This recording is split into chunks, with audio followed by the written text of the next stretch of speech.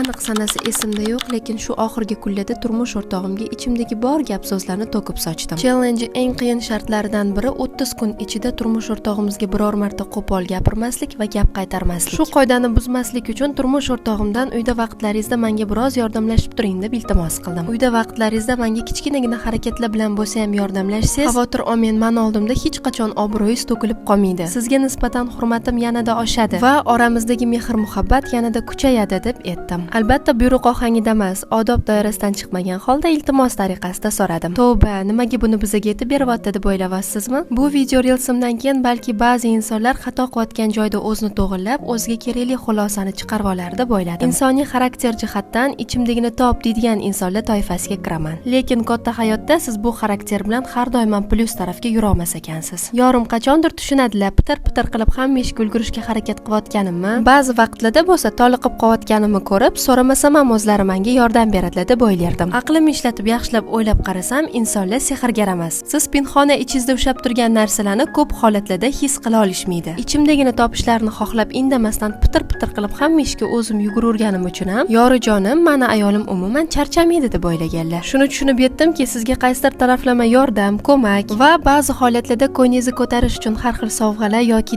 gul kerak bo'lsa, ichimdagini top deb bekitib o'tirmasdan tilingiz orqali so'rab, uni tushuntirishingiz kerak.